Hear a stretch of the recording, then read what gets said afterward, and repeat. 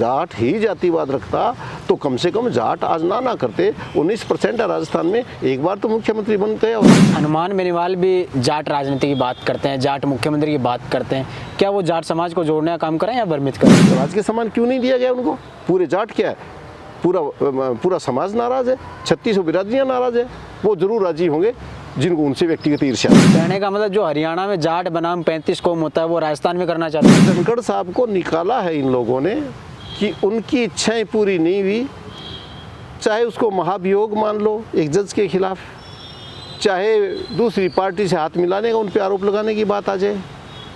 इनको यूं लगने लगा था कि हम जो इनको अभी तक जिस तरह हाँकना चाह रहे थे वैसे अब ये हाँके नहीं जा रहे हैं। कहीं ऐसा तो नहीं जाटों का जो लीडरशिप है वो कमज़ोर है?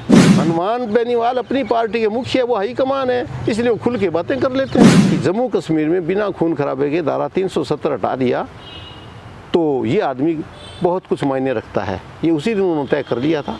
उसके बाद में उनकी जांचें हुई है उनके ऊपर। मतलब आप मज़े की बात देखिए कि उल्टा चोर कोतवाल को डांटता है। मतलब क्या मलिक साहब को राज के सम्मान देना सिर्फ उनका अपमान नहीं, जाटों का अपमान भी? धनखड़ साहब को इन्होंने प्लाटून कमांडर के रूप में भर्ती कर रखा था। एक कठपुतली समझते थे। भारतीय जनता पार्टी संपूर्ण रूप से जाटों के खिलाफ है। इनका एजेंडा है कि माइनस जाट राजनीति रखो, हमारे साथ ये नहीं चल सकते, क्योंकि जाट चलता है और फिर जब 24वें घंटे में उसका एक बार उसका डीएनए उसको ललकारता है तो वापस घूमता है तो ये कहते हैं निकल यहाँ से। हनुमान बेनीवाल जाट की राजनीति करते हैं? हनुमान बेनीवाल कतई जाट की राजनीति नहीं करते। हनुमान बेनीवाल राजनीति करते हैं, हर तबके के लिए करते हैं। वो हर चौथे दिन किसी कुम्हार के, सुथार के, लुहार के आंदोलन के लिए बैठे रहते हैं, वो किसी को दिखाई नहीं देता। भारतीय जनता पार्टी खुले में विरोध करती है कि जाट रहित समाज कर दो।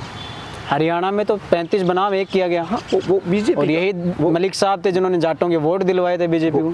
जाट के साथ में एक बड़ी मजाक है। जाट की मजबूरी देखिए, जाट बीजेपी के साथ में जाता है तो इनको पकड़ के निकाला जाता है, और कांग्रेस में जब जाता है तो इनका सम्मान नहीं होता। क्या मलिक साहब और धनखड़ साहब का जो मामला है आने वाले समय में जाट राजनीति में कोई नया मोड़ लेगा? जाट कहीं चला जाए बेशक, इस जाट को मारने में ये दोनों एक हैं, क्योंकि जाट का रोकने का सिर्फ काम एक ही है कि जाट को रोक लो तो कमेरा तबका एक नहीं होगा। उसी जाट की, उसी बीजेपी की, उन्हीं दो बड़े नेताओं की, उनके अपने खुद के पूर्वाग्रह है जिस पे वो राजी नहीं, उनको कोई राजकीय सम्मान नहीं। जो आदमी 5 राज्यों का राज्यपाल रहा हो, अगर जाट को कोई ज़्यादा महत्व मिल गया तो जाट ने अगर कोई मुख्य ओहदा पकड़ लिया तो फिर ये जाट तो ऊँट का पूंछ नहीं छोड़ता साहब। भारतीय जनता पार्टी को वोट दिला दिए सत्यपाल जी मलिक साहब ने, हाँ, और पिछली बार उन्होंने कांग्रेस को वोट दिलाए, हाँ। तो क्या तो कांग्रेस ने उनको दे दिया, क्या भारतीय जनता पार्टी ने उनको दे दिया? जाट पिछड़े तबके का मजबूत प्रहरी है, स्वाभिमानी कौम है इसलिए। जाट या तो जागता नहीं हो, जागता है जब देर से जागता है तो वो सारी मर्यादाएं तोड़ देता है। मैं राज की नौकरी में अपने आप को कुछ कुंठित समझता था, और खुले क्षेत्र में आके जो मेरी बात है वो मैं खुल के कर भी सकता हूँ। आम आदमी का सहयोग राज की सेवा में रहने से ज़्यादा अपेक्षाकृत मैं ज़्यादा कर सकता हूँ, इसलिए मैंने राज की नौकरी की। व्यवस्था तो जातिवाद पे ही निर्भर है, और अपनी जाति का समर्थन करना किसी भी आदमी का पहला कर्तव्य होता है। ये 2 लोग हैं, ये माननीय प्रधानमंत्री है नरेंद्र मोदी, और दूसरे अमित शाह है। यही पार्टी है, यही बीजेपी है, यही फैसले है, यही इनका हाईकमान है, यही इनका कार्यकर्ता है, यही दादागिरी है, यही नेतागिरी है, यही तानाशाही है। इनके अलावा कुछ है ही नहीं इनके पास में। इनको नहीं जचा उसको फेंकते और अपमानित करके निकाला गया। जाटों से इतनी तकलीफ क्यों है इनको? सबसे ज़्यादा जाट बाड़मेर ज़िले में है। बाड़मेर ज़िले में इन्होंने अभी पंचायतें बनाई है, आप मानेंगे नहीं, है ही जाटों का बाड़मेर। जहाँ बात होती है ज़मीनी मुद्दों की, सच्चाई की, और उन लोगों की जो नाम सिर्फ सत्ता के गलियारों में नहीं गूंजता है बल्कि समाज के हर तबके में लिया जाता है इज्जत के साथ, वो नाम है राधेराम गोदारा साहब, जो कि एक ऐसा नाम प्रशासन में रहा तो अफसरों में दहशत थी, और समाज में आया तो लाखों लोगों की आवाज़ बन गया। जाट समाज की बात हो या फिर राजस्थान की राजनीति की, हर नस को टटोलने की बात होती है। गोदारा साहब हर मोर्चे पर खड़े उतरते हैं और आज उन्हीं से हम बात करेंगे जाट समाज को लेकर और उन मुद्दों पर बात करेंगे कि जाट समाज कहाँ कहाँ आगे बढ़ रहा है और कहाँ कहाँ पिछड़ता जा रहा है। और प्रशासन में रहे तो जाट समाज को लेकर उन्होंने क्या कुछ काम किए और समाज को लेकर ये रास्ता क्यों चुना, उन सब के बारे में बात करेंगे। नमस्कार, मेरा नाम है अभिषेक जाखड़ और आप देख रहे हैं द लोकनेत्र। आज हमारे साथ गोदारा साहब हैं, इनसे बात करेंगे हाल ही में जो देश के अंदर जो चर्चित मुद्दे हैं जगदीप धनखड़ को लेकर हो या फिर पूर्व गवर्नर सत्यपाल मलिक साहब को लेकर, उन सब के बारे में बात करेंगे। नमस्कार सर। नमस्कार सर, सबसे पहले तो मैं यही जानना चाहता हूं कि आप प्रशासन में रहे तो वो रास्ता छोड़कर आपने समाज का रास्ता क्यों चुना? जीवन एक ही है, अपने तरीके से जी लेना चाहिए। प्रशासन की जो सेवा की मैंने, राज की नौकरी में रहा, उस अनुभव का पूरे समाज को फ़ायदा देने की स्थिति में हूँ, इसलिए मैंने राज की नौकरी छोड़ के और सामाजिक क्षेत्र में आ गया। किसान परिवार से आते हैं, पढ़ाई में भी तेज़ थे और पढ़ाई लिखाई के साथ आप सरकारी सेवा में गए। लोग सरकारी सेवा को छोड़ते नहीं हैं और आपने उसका इस्तीफ़ा देकर मतलब समाज की राजनीति में। कोई इतना बड़ा तो कोई मुद्दा नहीं, लेकिन फिर भी मैं निवेदन करना चाहूँगा कि हर आदमी की अपनी विचार शैली है और वो विचार के अनुरूप ही अपने जीवन यापन करता है। मैं राज की नौकरी में अपने आप को कुछ कुंठित समझता था और खुले क्षेत्र में आके जो मेरी बात है वो मैं खुल के कर भी सकता हूँ। आम आदमी का सहयोग राज की सेवा में रहने से ज़्यादा अपेक्षाकृत मैं ज़्यादा कर सकता हूँ, इसलिए मैंने राज की नौकरी छोड़ दी। कहने का मतलब सेवा में होते हैं तो बोल नहीं सकते खुलकर। जी हाँ। अच्छा, आप हमेशा जाटों को लेकर खुलकर बोलते हैं, हमेशा जाट समाज की बात करते हैं, सिर्फ जाटों की बात क्यों करते हैं? नहीं, ऐसा कुछ नहीं है। मेरे से ये बात आप प्रश्न पूछ रहे हैं, उसके पीछे कारण असलियत नहीं है, इसका कारण केवल आपका प्रश्न ही है कि क्योंकि मैं जाट हूँ और मैं जाट महासभा का अध्यक्ष हूँ, इस मायने ही आप कह रहे हैं। बाकी मैं दरअसल जाट नहीं, मैं पिछड़े तबके की ही बात करता हूँ, जिसमें से जाट भी पिछड़े तबके का मजबूत प्रहरी है, इसलिए मैं जाट की भी बात करता हूँ। और जहाँ तक रही बात जाट की और मेरे द्वारा करने की, इसके पीछे भी एक कारण ये भी हो सकता है और होना भी चाहिए कि सामाजिक व्यवस्थाएं, राजकीय व्यवस्थाएं, राजनीतिक अगर पटल देखें, यहाँ तक कि भारत सरकार, हर प्रदेश की सरकार का बजट है वो भी जातीय ही है, इसलिए व्यवस्थाएं तो जातिवाद पे ही निर्भर है और अपनी जाति का समर्थन करना किसी भी आदमी का पहला कर्तव्य होता है। दूसरे का विरोध नहीं करे, अपनी जाति का समर्थन करे, इसलिए मैं जाट की अक्सर बात करता हूँ। जाट राजस्थान में सबसे ज़्यादा माने जाते हैं कि बहुल्य संख्या में सबसे ज़्यादा हैं, लेकिन उसके बावजूद राजनीति में कहीं ना कहीं वो इतने आगे नहीं है। जाट मुख्यमंत्री की मांग होती है, जाट मुख्यमंत्री नहीं बन पाते हैं। मैंने भी अनेकों बार ये बात उठाई है, अनेकों बार मैं समाज के लोगों से मिलता हूँ। इसमें केवल व्यवस्था दोषी है, ये तो राजनीति है। इस राजनीति में एक बड़ी भारी बीमारी ये है कि कोई भी स्वस्थ और मजबूत आदमी राजनीति में जब आता है तो जो राजनीति में जो पिछलगू सोच के जो लोग होते हैं या जिन लोगों को कमज़ोर से फैसले पसंद होते हैं, तो प्रयास ये करते हैं कि उनकी पसंद का आदमी ही मुख्यमंत्री बने। जाट का एक गुण मान लीजिए, अगर सामयिक परिप्रेक्ष्य देखो तो उसमें उसका अवगुण मान लीजिए कि वो स्पष्ट बात का आदी है। और ये भी शायद किसी भी राजनीतिक पार्टी, इसके अंदर आपकी बात की मैं हाँ भरता हूँ कि इसके अंदर कोई भी राजनीतिक, जैसे दो दल है राजस्थान में, बीजेपी और कांग्रेस और बीजेपी, ये दोनों ही इसमें कोई अछूते नहीं, दोनों इसमें साथ हैं कि जब भी जाट की राजनीति की बात आती है तो वो जाट को इसलिए नहीं बनने देते कि वो जाट है, वो इसलिए नहीं बनने देते कि जाट पिछड़े तबके का सबसे मजबूत प्रहरी है।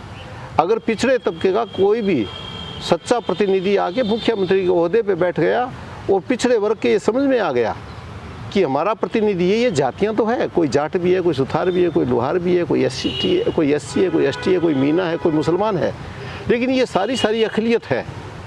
और जिस वर्ग से जाट संबंधित है वो पिछड़ा वर्ग है, जिसे कमेरा वर्ग कहते हैं। इसलिए ये जाट को इसलिए नहीं रोकते कि ये जाट है, वो इसलिए रोकते हैं कि अगर जाट जैसे पिछड़ा आदमी और पिछड़े तबके का प्रतिनिधि अगर मुख्य ओहदे पे बैठ गया तो हो सकता है हम अगड़े लोगों को, जिन्होंने सदा ही राज किया है और लोगों को आपस में लड़ा के किया है, भड़का के किया है, ये लोगों के अगर समझ में आ गया कि जाट ही ठीक है तो कहीं ये नहीं हो कि हमारा मुख्यमंत्री कभी आए ही नहीं। इसलिए एक सोची समझी चाल का खेल है। कहीं ऐसा तो नहीं जाटों का जो लीडरशिप है वो कमज़ोर है? नहीं, जाटों का कोई लीडरशिप नहीं होता, लीडरशिप हर जाति में है। समस्या ये है कि जाट को प्रत्येक पार्टी टिकट देती है, जाट निर्दलीय सबसे ज़्यादा लड़ता है, जाट जब भी निर्दलीय विधायक जीतते उसमें सबसे ज़्यादा जाट जीतता है। प्रत्येक बार 200 विधायक उसमें से 30, 35, 40, 45 कोई समय तक 52 जीते हैं। आज भी मैंने पहले भी बताया था कि 750 से ऊपर विधायक जाट और जाट की सहायक कौमें हैं जो पहले जाट के नाम से नहीं जानी जाती लेकिन वो मूल रूप से जाट ही हैं। तो 750 से ऊपर विधायक आज तक बन गए जाटों के। ये सिर्फ जाट की बात नहीं, सब पार्टियां जब जाट को टिकट देगी तो अपनी अपनी पार्टियों में वो मुखिया के रूप में वहाँ काम करते हैं। फिर वो ये नहीं देखते कि जाट को बनाया जाए, फिर तो उनकी पार्टी ये तय करती है कि जाट नहीं बनना चाहिए, तो वो भी मूक बधिर होकर चुपचाप सुनते हैं। अगर नहीं सुनते हैं तो कान पकड़े निकाल देते हैं। जी, ये सबसे बड़ी मुश्किल है। अभी जाटों में कई 1-2-3 मुद्दे हैं जो सबसे ज़्यादा चर्चाओं के विषय बने हुए हैं। अभी हाल ही में कुछ दिनों पहले जो उपराष्ट्रपति जगदीप धनखड़ साहब, उन्होंने इस्तीफ़ा दिया। इस्तीफ़ा देने के बाद जैसे धीरे धीरे बातें पता चली कि इस्तीफ़ा दिया नहीं, लिया गया है, ऐसी चर्चाएं होने लगी। उसके बाद जाट समाज नाराज़ हुआ। क्या लगता है जाटों के अंदर ये नाराज़गी है या फिर धनखड़ साहब ने इस्तीफ़ा अपने स्वयं विवेक से दिया है? देखिए, न तो विवेकशील होने से उनको उपराष्ट्रपति बनाया गया था और न उन्होंने अपने विवेक से फैसला लेके इस्तीफा दिया है। अब तो बातें सामने आ गई ना। भारतीय जनता पार्टी को कोई भी व्यक्ति, विशेष रूप से पिछड़े तबके का जाट, भारतीय जनता पार्टी अपने हिसाब से उनकी योग्यताओं का दोहन करती है और जब वो उनके अनुरूप नहीं चलते हैं तो कान पकड़ के निकाल देते हैं, जैसे घी में से मक्खी को बाहर फेंका जाता है। लिहाजा धनखड़ साहब को भी निकाला गया है। न इसमें अब कोई संशय रहा है, न कोई दूसरी बात भी। अब तो इतना स्पष्ट बात है कि अनेकों बातें आप अखबार में पढ़ते हैं। इसकी भी मैं नहीं कहना चाहता हूँ। आप देखिए, एक दूसरा और स्टेप था।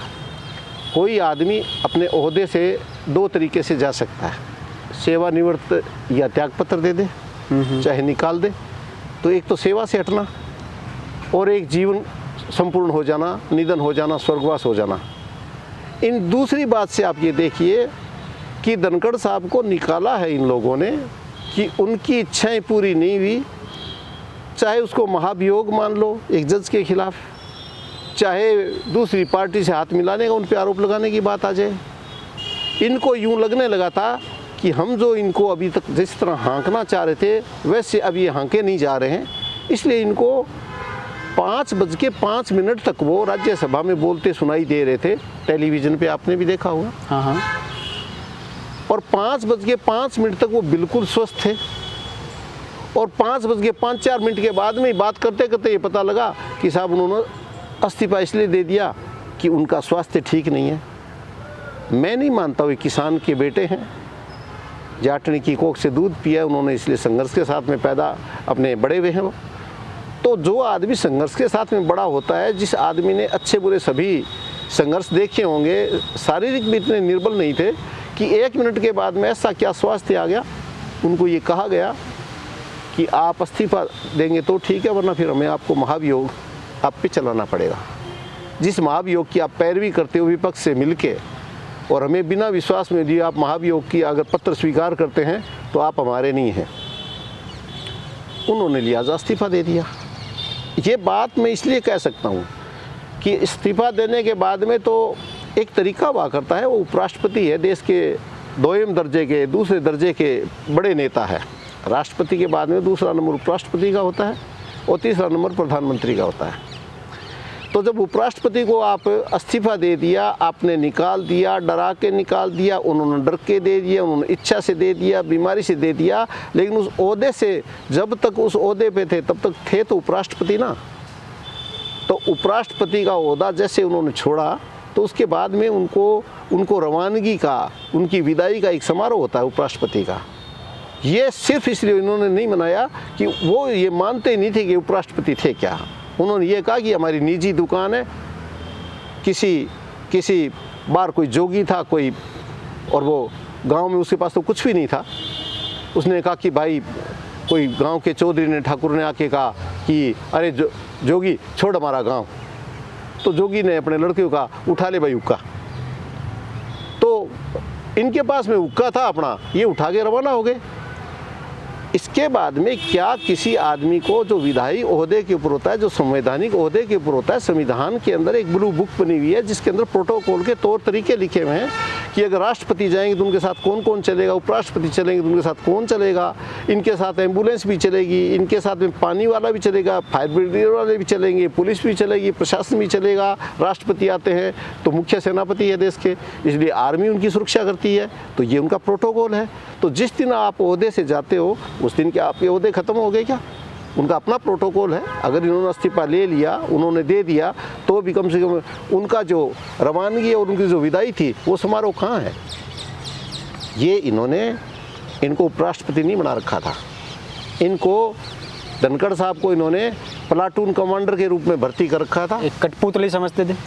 प्लाटून कमांडर में भर्ती कर रखा था। इनकी जब इच्छा आई तो प्लाटून नीचे से निकाल दिया, और प्लाटून कमांडर के पास जब प्लाटून ही नहीं है तो प्लाटून कमांडर किस पे रहेंगे? तो इसलिए ये तो क्या है, इस पार्टी का सोच, ये दो लोग हैं, ये माननीय प्रधानमंत्री है नरेंद्र मोदी और दूसरे अमित शाह है। यही पार्टी है, यही बीजेपी है, यही फैसले है, यही इनका हाईकमान है, यही इनका कार्यकर्ता है, यही दादागिरी है, यही नेतागिरी है, यही तानाशाही है। इनके अलावा कुछ है ही नहीं इनके पास में। इनको नहीं जचा उसको फेंकते और अपमानित करके निकाला गया। जाटों से इतनी तकलीफ क्यों है इनको? मैंने आपको पहले भी निवेदन किया, जाट पिछड़े तबके का मजबूत प्रहरी है। स्वाभिमानी कौम है, इसलिए स्वाभिमानी तो है ही है। पिछड़ा तबका सारा ही स्वाभिमानी है, लेकिन पिछड़े तबके को कभी ओबीसी, कभी एससी, कभी एसटी, कभी अन्य पिछड़ा वर्ग, कभी विशेष पिछड़ा वर्ग ये बना के और उनको धार्मिक और जातीय रूप दे के इनको अलग अलग कर रखा है। भारतीय जनता पार्टी सारी राजनीति बीजेपी ओबीसी के ऊपर चलती है, इसलिए इनको अच्छे से पता है कि अगर एक वही बार अगर जाट को कोई ज़्यादा महत्व मिल गया तो जाट ने अगर कोई मुख्य ओहदा पकड़ लिया तो फिर ये जाट तो ऊँट का पूँछ नहीं छोड़ता साहब। तो इनको ये भी डर है कि अगर जाट आ गया तो जाट को ऐसा भी नहीं कि मैं ही बनूंगा। जाट ये कहेगा मैं कोई बात नहीं है, पिछड़े तबके का लाऊं, आदिवासी को लाऊं, अनुसूचित जाति के आदमी को लाऊं, मुसलमान को लाऊं, क्यों? नहीं तो जाट धर्मांध है और नए जाट ज़्यादा अपना जातिवाद रखता है। जाट ही जातिवाद रखता तो कम से कम जाट आज ना करते। 19% है राजस्थान में, एक बार तो मुख्यमंत्री बन गया होता। लेकिन बात जातिवाद की नहीं, बात एक वर्ग विशेष का प्रतिनिधि है, इसलिए जाट से डरते हैं ये लोग।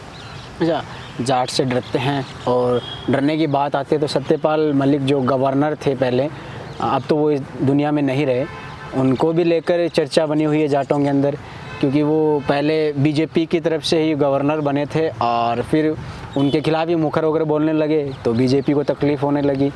और अब उनको जब देहांत हुआ तो उनका राजकीय सम्मान नहीं दिया गया। बस वही बात है, उसी जाट की, उसी बीजेपी की, उन्हीं दो बड़े नेताओं की, उनके अपने खुद के पूर्वाग्रह है जिस पे वो राजी नहीं, उनको कोई राजकीय सम्मान नहीं। जो आदमी 5 राज्यों का राज्यपाल रहा हो और भारतीय जनता पार्टी की तरफ से ही वो नियुक्त किए गए थे और उन्होंने मोटा मोटा अपना जीवन भारतीय जनता पार्टी में ही न्यौछावर किया। स्वर्गीय सत्यपाल जी मलिक के लिए मैं निवेदन करना चाहूँगा कि 2019 में धारा 370 का हटाने का इतना शांतिपूर्ण, जिसमें चिड़िया के पंख के गोली नहीं लगी थी, चिड़िया का पंख नहीं गया था, इतनी शांतिपूर्ण धारा 370 हटा के और वहाँ प्रजातंत्र कायम किया उन्होंने। वो ऐसे शख्स थे, वो इनके सबसे ज़्यादा पसंद के थे, लेकिन शायद उनको उसी दिन अखर गया कि जम्मू कश्मीर में बिना खून खराबे के धारा 370 हटा दिया तो ये आदमी बहुत कुछ मायने रखता है। ये उसी दिन उन्होंने तय कर लिया था। उसके बाद में उनकी जांचें हुई है उनके ऊपर। मतलब आप मज़े की बात देखिए कि उल्टा चोर कोतवाल को डांटता है। उन्होंने पैसा न लेने के लिए और पैसे का ये पता लगा उनको कि कोई डील के अंदर बड़े उद्योगपतियों ने 2 रुपया दे दिया है, मेरे नाम का दे दिया है या कोई लेन देन हुआ है, तो उन्होंने फाइल वापस मंगा के उस डील को कैंसिल कर दिया। वो यही अंबानी अडानी है, कोई दूसरा और नहीं है। जब उन्होंने जिस फाइल को खुद ने कैंसिल कर दिया हो उसमें उनकी इंक्वायरी कैसे हो सकती है? बिल्कुल। जिस आदमी ने पैसा लिया होता तो वो ये तो काम तो करता ना। तो उन्होंने तो आदेश हुए आदेश को वापस मंगवा के और निरस्त किया है, और निरस्त करने के बाद में मरने से पहले तक उनसे इतने द्वेष निकाले गए कि हम अनेकों बार जाते सीकर वो यहाँ आते थे, मैं उनके साथ में बहुत रहा करता था। यहाँ उनके प्रोटोकॉल, हमारा निजी प्रोटोकॉल है, वो तो हम तो दिया ही करते थे। समाज में मान सम्मान था उनका, आज भी वो चले गए तो भी उनके प्रति मान सम्मान है समाज में। लेकिन आप आश्चर्य करेंगे कि प्रोटोकॉल के अंदर एक बार इन्होंने यहाँ से बुलेट प्रूफ गाड़ी भेज दी थी। वो बुलेट प्रूफ गाड़ी 1 घंटे 1.5 घंटे वहाँ रुकी और उसके बाद उन्होंने कहा साहब ऊपर से आदेश आ गया है, ये गाड़ी वापस भेजो। वो गाड़ी वापस मंगा ली। तो उनसे निजी रूप से ये क्षुब्ध थे, द्वेषता निकालते थे। द्वेषता, पूर्वाग्रह, जो इनको पसंद नहीं उनको ये सीधे तो गोली से नहीं मार सकते, लेकिन सामाजिक संरचनाओं में जो ओहदे बने हुए हैं, मान सम्मान बना हुआ है, शिष्टाचार बना हुआ है, ये लोग बिल्कुल ही जब पूर्वाग्रहित होकर काम करते हैं तो ये समाज के प्रति जो इनकी अकाउंटेबिलिटी है, जो शर्मसार होना चाहिए, वो इन लोगों में कहीं नहीं है। ये बहुत एक तरफा लोग हैं। राजकीय सम्मान क्यों नहीं दिया गया उनको? पूरे जाट क्या है, पूरा समाज नाराज़ है, 3600 बिरादरियाँ नाराज़ है। वो जरूर राजी होंगे जिनको उनसे व्यक्तिगत ईर्ष्या थी। मतलब क्या मलिक साहब को राजकीय सम्मान देना सिर्फ उनका अपमान नहीं, जाटों का अपमान भी है? नहीं, समझे नहीं। जाट के साथ में एक बड़ी मजाक है। जाट की मजबूरी देखिए आप। जाट बीजेपी के साथ में जाता है तो इनको पकड़ के निकाला जाता है, और कांग्रेस में जब जाता है तो इनका सम्मान नहीं होता है। मैं तो इतना सा ही कहना चाहता हूँ, जाट जब तक अपने पिछड़े तबके के साथ में, उनके सच्चे साथी के रूप में, उनके प्रहरी के रूप में, उनको सुरक्षा उपलब्ध करवाने के उद्देश्य के साथ में जब तक पिछड़े तबके का प्रतिनिधित्व करके अपना खुद का अलग से कोई संगठन नहीं बनाएगा, तब तक जाट कांग्रेस में कहीं नहीं है, कांग्रेस के खाते में नहीं है। भी आप देख लीजिए, पिछली बार भी, आज तक भी जाट नहीं बनाए इन्होंने। अशोक गहलोत को बना दिया। अशोक गहलोत कहते हैं कि मैं जादूगर हूँ, देखिए मेरा जादू, कि मेरे समाज का मैं एक हूँ। तो भाई आप अपने समाज के एक हो तो या तो प्रजातंत्र में ये तय हो कि जिस समाज का एक होगा वही मुख्यमंत्री होगा। तो अगर उन्होंने ये बना दिया तो भजनलाल जी तो अपने समाज के एक नहीं है, फिर बीजेपी वालों ने इनको क्यों बनाया? इनका तय किया हुआ है, ये जाट कहीं चला जाए बेशक, इस जाट को मारने में ये दोनों एक हैं। क्योंकि जाट का रोकने का सिर्फ काम एक ही है कि जाट को रोक लो तो कमेरा तबका एक नहीं होगा। और जाट सोच रहा है, गाहे बगाहे मैं जहाँ भी जाता हूँ मैं ये बातें करता हूँ, मैं प्रवचन तो नहीं करता, लेकिन बातों की मीमांसाएँ तो आती है मेरे पास भी, मैं भी बोलता ही हूँ। वहाँ एक ही बात आती है कि जाट को अलग से हो जाना चाहिए। मैं सबको ये समझाता हूँ कि तुष्टीकरण की नीति कांग्रेस अपनाती है और ये धमका के और उनको अपमानित करने का काम करती है। भारतीय जनता पार्टी खुले में विरोध करती है कि जाट रहित समाज कर दो। हरियाणा में तो 35 बनाम 1 किया गया। हाँ, वो बीजेपी, और यही मलिक साहब थे जिन्होंने जाटों के वोट दिलवाए थे बीजेपी को। वो ऐसा है ना, मलिक न कोई मलिक साहब का दोष बताएंगे आप। अगर मलिक साहब भारतीय जनता पार्टी में थे तो उन्होंने दिलाए होंगे। जब तक धनखड़ साहब थे, धनखड़ साहब उपराष्ट्रपति के ओहदे पे थे, अपने राज्यपाल के ओहदे पे थे वेस्टर्न बंगाल में, तो जो धनखड़ साहब ने काम किए थे वो आपको क्या लगता है कि वो सारे राज्यपाल के जो परिधि है, जो सीमाएं, उनके अंदर अंदर रह के काम किए थे? बिल्कुल नहीं। उन्होंने उनसे कहीं बाहर जाके उन्होंने इस तरह काम किए थे जैसे कोई विपक्षी नेता हो। तो ये तो जो आदमी जिस पार्टी में रहता है, जो पार्टी उसको कोई ओहदा देता है तो उसके लिए अंधभक्त बनता है। ये तो इनके अपने चरित्र की और इनकी विचारधारा की बात है, जिसके ऊपर मैं कुछ नहीं कहना चाहूँगा। किसी आदमी को ओहदे के अनुरूप काम से उससे ज़्यादा बाहर काम करते हो तो ओहदे के लिए अपमान की बात है, मैं इसकी बड़ाई नहीं करता। लेकिन मैं तो ये कहना चाहता हूँ कि पहले भारतीय जनता पार्टी को वोट दिला दिए सत्यपाल जी मलिक साहब ने, हाँ, और पिछली बार उन्होंने कांग्रेस को वोट दिलाए, हाँ। तो क्या तो कांग्रेस ने उनको दे दिया, क्या भारतीय जनता पार्टी ने उनको दे दिया? कुछ नहीं है। घी में से मक्खी की तरफ उछाल के फेंक दिया। ये सिर्फ ये है, जाट का कल्याण केवल तब होगा जब SC ST OBC माइनॉरिटी, अति पिछड़ा वर्ग, ये 5-6 वर्ग अगर अपने इकट्ठा हो गए तो ये 84 से लेकर 86% राजस्थान में इनका बाहुल्य है। और जिस दिन ये जातीय नहीं वर्ग के हिसाब से अगर इकट्ठा हो गए तभी जाके भारतीय जनता पार्टी का और कांग्रेस का इलाज होगा, और तभी जाके जाट या कोई कमज़ोर तबके का सच्चे अर्थों में मुख्यमंत्री आएगा। क्या मलिक साहब और धनखड़ साहब का जो मामला है आने वाले समय में जाट राजनीति में कोई नया मोड़ लेगा? नया मोड़ का तो मैं नहीं कह सकता, ऐसे मोड़ पहले बहुत आए। यहाँ तक के मोड़ आए कि राजा मान सिंह के सरेआम धान मंडी में चलते हुए एक डिप्टी एसपी ने, सिर्फ एक डिप्टी एसपी ने गोली मार दी। ये कोई बात नहीं है, ये सब कुछ इसमें राज साथ में रहता है। लेकिन ये पक्का है कि हम लोगों को ये बताना चाह रहे हैं कि आपके साथ में, आपके प्रहरियों के साथ में, आपके प्रतिनिधियों के साथ में, समाज के मुख्य नेताओं के साथ में अगर इस तरह का व्यवहार होता है और खुले आम एक राजकीय सम्मान जैसा मान नहीं देके उनका अपमान करते हैं, तो आप लोगों को इन दोनों पार्टियों से दरकिनार कर लेना चाहिए अपने आप को। जाट या तो जागता नहीं, वो जागता है जब देर से जागता है तो वो सारी मर्यादाएं तोड़ देता है। क्या ये सच है? वो सब ठीक है, लेकिन पता नहीं किस दिन जगेगा। ये इस जाट को जगाए कौन? ये तो जगता ही रहता है। अब इसका आप पता नहीं जगाने है। का बेड़ा उठा रखा आपने भी।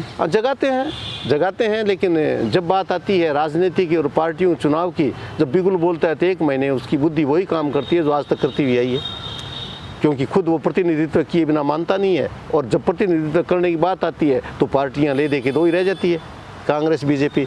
फिर वो अपने आप को उसमें झोंक देता है, फिर अपने को ठगा ठगा महसूस करता है। मैं तो जगा रहा हूँ। मुझे अब ये उम्मीद है कि चारों तरफ जैसे बातें होने लगी है, गाहे बगाए, न केवल जाट, पिछड़ा तबका भी ये मान के चलता है कि नहीं, हमें जाटों को एक जगह बैठना चाहिए। और जिस दिन एक जगह बैठने लग जाएंगे उस दिन पार्टियों दोनों को कोई नहीं पूछे। आप जिस तरीके से SC ST गुर्जर मीणा जाट इन सब की बात कर रहे हैं, अगर ये एक हो जाते हैं तो राजनीति की सत्ता है वो खुद अपने आप यहाँ चल कर आती है। मतलब कहने का बात मतलब ये केवल अगर ये जिस दिन वर्गांतर चौधरी कुमाराम ने वर्ग चेतना की बात कही, बिल्कुल उनकी किताब भी लिखी हुई है। उनकी किताबें लिखी, हम भी खूब बांटते हैं उनकी किताबें, घर से रुपया लगा के बांटते हैं लोगों को। लेकिन वर्ग चेतना की किताब पढ़ी जाती है, फिर उस पर चैतन्य उनका पैदा नहीं होता। और वर्ग चेतना पैदा होगी उस दिन जातिवाद खत्म हो जाएगा और 2 ही तबके रहेंगे, एक तो पिछड़ा तबका, कमेरा तबका, शोषित तबका रहेगा, और एक ये अगड़े रहेंगे। ये अगड़े तो घर से बाहर नहीं निकलते। आपके अंदर ये मंत्रिमंडल देख लीजिए ना, उसमें कितने पिछड़े तबके के लोग हैं, सारे अगड़े तबके के लोग हैं उसके अंदर, जिनका राजनीति से, जिनका लोगों की पीड़ाओं से, उनकी वेदनाओं से उनका कोई दूर दूर का ही संबंध नहीं है। क्यों? कि उनके कभी बीवाई पैर में फटी नहीं, वो जानते नहीं लोगों की तकलीफ हो सकती है। इसलिए जो भी लेके आए हैं, मोदी जी के शासन में इच्छा है उसको आप जॉइंट सेक्रेटरी लेवल का आप IAS ऑफिसर बना देते हो। ये एडमिनिस्ट्रेशन की लूट प्रथा है जो अमेरिका में होती है, वो राष्ट्रपति की प्रसाद पर्यंत होती है, भारत में है हमारे। वो कहते हैं हम लेंगे, उनको लेंगे। आप कमाल वाली बात है कि साहब उसका समाज में बहुत महत्वपूर्ण रोल लेना चाहिए। तो मुझे ये बताइए, पिछड़े तबके का आदमी का समाज में कैसे रहेगा महत्वपूर्ण? क्योंकि वो तो रोजी रोटी के लिए संघर्ष कर रहा है। तो ये अगड़े को आगे लाने की रणनीति है, बेशक हो, लेकिन जब ये वर्ग चेतना हो गई और पिछड़ा तबका, कमेरा तबका अगर इकट्ठा हो गया तो न केवल राजस्थान में, पूरे भारत में आमूलचूल परिवर्तन होगा। हनुमान बेनीवाल भी जाट राजनीति की बात करते हैं, जाट मुख्यमंत्री की बात करते हैं। क्या वो जाट समाज को जोड़ने का काम कर रहे हैं या भ्रमित कर रहे हैं? नहीं, वो कोई भ्रमित नहीं कर रहे हैं। वो लोग उनको बदनाम करते हैं कि ये केवल जाट की राजनीति करते हैं। वो तो पूरे समाज की तबके की पंचायती करते हैं। ये एक अलग बात है कि किसी भी आदमी को बदनाम करने के लिए, उसके राजनीतिक विकास को रोकने के लिए, उसको सत्ता से में आने के भय से डरते हुए ये 50 तरह की बातें चलती है। बाकी जाट क्यों, गैर जाट भी हनुमान के खूब समर्थक हैं। अच्छा, हनुमान बेनीवाल विधानसभा के चुनाव हुए, उसमें एक भी सीट नहीं आई, सांसद बने गठबंधन से। लगातार चुनाव जीतने के बाद अब कहीं ना कहीं वो आंदोलन करते हुए दिखाते हैं। कैसे देखते हैं, क्या राजस्थान में सिर्फ एक नेता है जो हर मुद्दे पे बोलता है? आपका प्रश्न आपकी बात का जवाब है। भारतीय जनता पार्टी और कांग्रेस, इन दोनों में बोलने की स्वतंत्रता नहीं है। इनमें वही बोला जाएगा जैसे ऊपर से इनको आदेश आएगा। जैसे पर्ची आई थी मुख्यमंत्री की, वैसे आप खुद गवाह है, एक पर्ची से जब मुख्यमंत्री बनता है तो यहाँ स्वतंत्र नेता नहीं है। हनुमान बेनीवाल अपनी पार्टी के मुखिया, वो हाईकमान है, इसलिए वो खुल के बातें कर लेते हैं। इतना ही फर्क है, ये नेता नहीं है। ये सारे कांग्रेस भारतीय जनता पार्टी के अंदर जो ये कंपनी कमांडर इकट्ठे करके भर्ती इनकी की गई है, ये नेता के रूप में नहीं है, ये तो हाजिरिये के रूप में इकट्ठे हैं। बाकी नेता इनके साथ में कोई शायरी नहीं है। अभी कल की एक घटना थी। कल मुख्यमंत्री जोधपुर गए थे और उन्हें रिसीव करने के लिए जोधपुर के जितने भी नेता थे वो सारे आए थे। सिर्फ एक ओसिया के विधायक थे भैराराम सियोल, उनको छोड़कर सबको वहाँ पे इनविटेशन था, उनका अपमान किया गया। क्या लगता है वो भी जाटों का अपमान था? किनका अपमान किया गया? जो ओसिया के विधायक हैं उनका। हाँ, वहाँ पे एयरपोर्ट से उनको वापस भेज दिया गया। देखिए मैं तो इस बात हनुमान बेनीवाल ने भी ये मुद्दा उठाया। मैं तो इस बात का चश्मदीद गवाह नहीं हूँ, लेकिन ये कोई नई बात नहीं है। जो आप कह रहे हो ना, इस पे संशय की भी जरूरत नहीं है। बात जो आप कह रहे हो वही होगी। भैराराम सियोल जाए चाहे कोई दूसरा सा जाए, इन लोगों ने ये एकमात्र जाट विधायक है वो। हाँ बेशक हो, तो एक मात्र है तो एक मात्र का ही किया ना, दो मात्र का तो किया ही नहीं। बाकी मात्र तो सारे इकट्ठे हैं। भारतीय जनता पार्टी संपूर्ण रूप से जाटों के खिलाफ है। इनका एजेंडा है कि माइनस जाट राजनीति रखो, हमारे साथ ये नहीं चल सकते, क्योंकि जाट चलता है और फिर जब 24वें घंटे में उसका एक बार उसका डीएनए उसको ललकारता है तो वापस घूमता है तो ये कहते हैं निकल यहाँ से। इसलिए जाट को निकालना, भैराराम सियोल वरिष्ठ आदमी है, अच्छे नेता है, पब्लिक से जुड़े हुए आदमी है। अगर उनका अपमान किया इन लोगों ने तो सारा सोच समझ के काम होता है। ये तो कहना चाह रहे हैं कि तुम हमारे साथ अपनी गर्ज से हो, हमें तुम्हारी कोई गर्ज नहीं है। वो फैसला भैराराम सियोल जी को लेना है कि वो इनके साथ रहे या अलग हो जाएं। कहने का मतलब जो हरियाणा में जाट बनाम 35 कौम होता है वो राजस्थान में करना चाहते हैं? वो पूरे भारत में करना चाहते हैं। राजस्थान में सर्वाधिक, भारत में सर्वाधिक जाट राजस्थान में है। प्रतिशत वाइज सबसे ज़्यादा जाट हरियाणा में है। राजस्थान में सबसे ज़्यादा जाट बाड़मेर ज़िले में है। बाड़मेर ज़िले में इन्होंने अभी पंचायतें बनाई है, आप मानेंगे नहीं, है ही जाटों का बाड़मेर। वहाँ अगर आप देखोगे तो देखते रह जाओगे। पंचायतों को इस तरह तोड़ा मरोड़ा गया है कि जाट 20% ही इस बार सरपंच नहीं बनेंगे। अगर आप इस तरह करोगे, 3-3 किलोमीटर छोड़ के, 5 किलोमीटर छोड़ के पंचायत, दूसरी पंचायत का काम यहाँ ला रहे हो, सारे जातीय भर्तियाँ हो रही है। इन्होंने अपने अधिकारी बिठा रखे हैं, इन्होंने 3 नेताओं को मुख्य काम दे रखा है और उनका काम ये है कि जाटों की पंचायतें तोड़ो। तो ये कोई जाट को यूँ नहीं, ये जाट को मूल रूप से राजनीति का जो पंचायत होती है, ग्राम पंचायत, वो मूल आधार है। ये वहाँ से ख़त्म कर रहे हैं। ऊपर मांगता ही क्या है जाट इनसे? आप हमेशा जाटों की या फिर राजनीति की बात करते हैं, तो आप कभी क्यों चुनाव में मतलब सीरियसली दिखाई नहीं देते? मतलब आप क्यों विधानसभा सदन में नहीं जाते? आप भी जाइए, जाटों की बात कीजिए। दो बातें हैं। एक तो मैं आपसे निवेदन करूँ को रास्ता कौन सा है सीधा सीधा यहाँ से कहाँ से होकर विधानसभा में घुसता है वो मुझे पता नहीं है। और दूसरी बात मैं आपको ये निवेदन करूँगा कि क्या मैं एक विधानसभा में ख़त्म होके ज़्यादा बड़ा मेरे समाज को, मेरे पिछड़े तबके को, जाट को ज़्यादा दे सकता हूँ? मैं राजस्थान में, पूरे राजस्थान में एकदम निश्चित फ्री होके हर जगह जाता हूँ। मेरी बात का जहाँ भी वजूद है वहाँ कुछ ना कुछ असर आता है। ये अलग बात है कि उसको ग्राफ के ऊपर दर्ज नहीं किया जा सकता। कहीं 5000 से आते हैं, कहीं ये 7000 से आते हैं। हो सकता है मेरे हाथ जोड़ने का भी वहाँ मायना हो। इसलिए मैं तो मेरे समाज को जागरूक करने के लिए ज़्यादा फिरता हूँ। बाकी चुनाव लड़ना ना कोई अपराध है, ना कोई कठिन है। अगर ये इच्छा हो तो लड़ भी सकते हैं। कभी इच्छा नहीं हुई यार चुनाव लड़ लेना चाहिए? किसी दोस्त ने, किसी रिश्तेदार ने? केवल मात्र एक बार देवगौड़ा साहब से, ऑनरेबल प्रधानमंत्री थे, उनसे मेरा निजी परिचय था। पुराना मसला है। उन्होंने मुझे कह दिया था 1997 में कि आपको चुनाव लड़ना है। मैं प्रशासनिक सेवाओं में था, मैंने कहा चुनाव लड़ना है तो ये इस्तीफा लो। पड़ा, मैंने इस्तीफा दिया भैरू सिंह जी साहब को, उस समय मुख्यमंत्री थे। मैंने कहा क्योंकि मैं चुनाव लड़ना चाहता हूँ आगामी संसद का, इसलिए कृपया मेरा इस्तीफा मंजूर करें। तो उन्होंने उसके ऊपर लिखा क्योंकि चुनाव सिर के ऊपर है और पार्लियामेंट का आम चुनाव आ रहा है और अधिकारियों की बहुत कमी है, इसलिए चुनाव बाद में प्रस्तुत करें। तो मुझे तो मेरा इस्तीफा भी, लोग तो नौकरी लगते हैं कोर्ट से, मुझे तो मेरी नौकरी छोड़नी पड़ी, वो भी कोर्ट की इमदाद लेके करनी पड़ी। इसीलिए आप मुखर होकर बोलते हैं, क्योंकि आपके बारे में जैसे भी जानने की कोशिश की, तो आप कहते थे प्रशासन में तब भी आप ऐसे ही बोलते थे, और जब प्रशासन से बाहर आए और जाट राजनीति या फिर जो राजनीति की बात करते तब भी ऐसे ही मुखर होकर बोलने लगे। एक ही बात के दो पहलू हैं, हम दो जने हैं।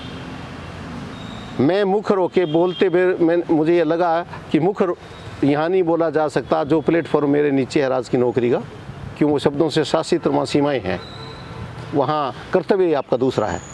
तो मैंने इस्तीफा दे दिया और धनखड़ साहब मुखर होके बोले तो उनको निकाल दिया।